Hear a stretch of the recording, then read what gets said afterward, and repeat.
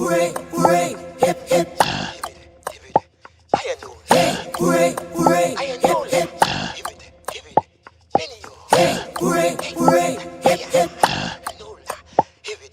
Hey, hooray, hooray, hip, hip.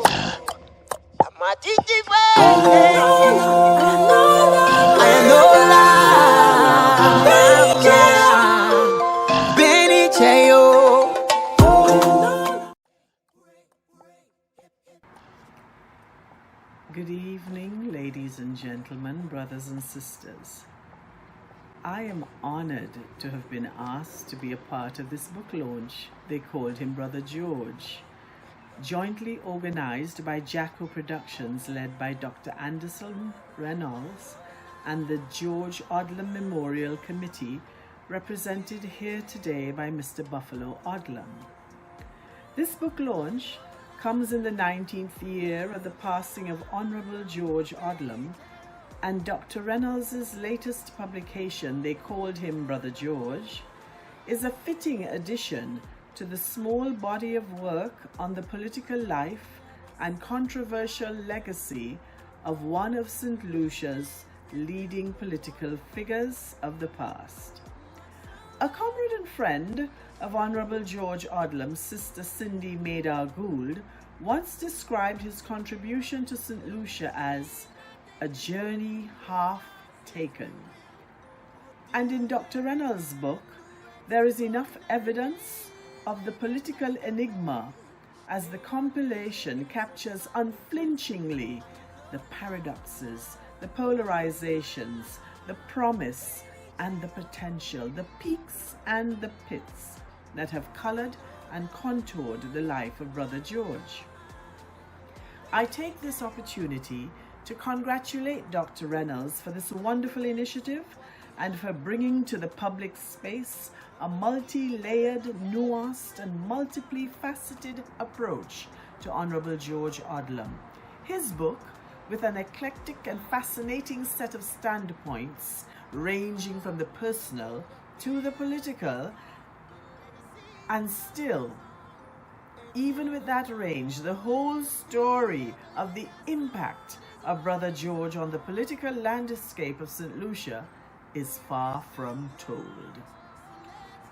Allow me to acknowledge the distinguished presence of the District Representative of Vieux South, Dr. Kenny D. Anthony, and to thank him for lending his voice of gravitas to the occasion.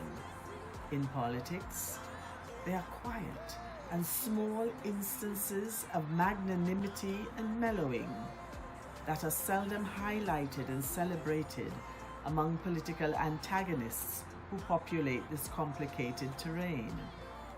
Dr. Anthony has had a significant history of complex engagement with the protagonist of Dr. Reynolds' book, a personal and political relationship replete with its own political idiosyncrasies and many more metamorphoses of heart, mind, and soul.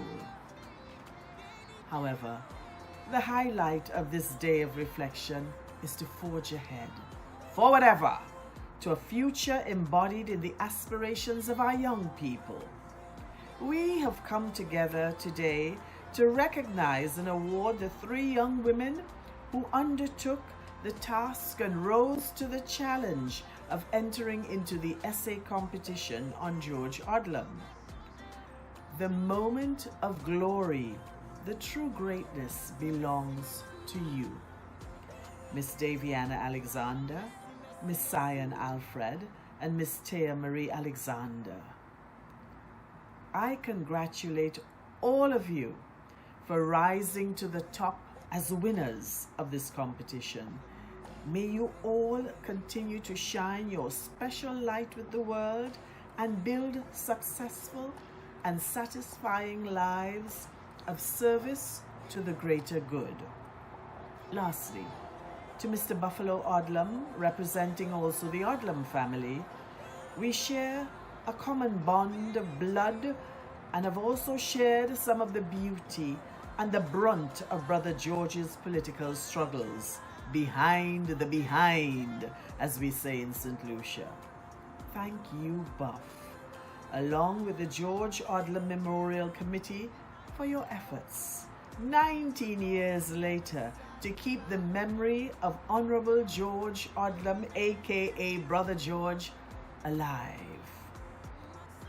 I close with the words of Brother George himself when he said, "I only hope to be remembered in the hearts of the people." That's enough for me. That's enough for me. Dr. Reynolds, this book, they call him Brother George, is the latest edition in immortalizing an uncommon man with the common touch, who touched myriad lives in a variety of ways in his own abbreviated life of 69 years, onwards to a successful launch of They Called Him Brother George. I am pleased to be associated with this venture. Thank you. Hooray, hooray, hip, hip.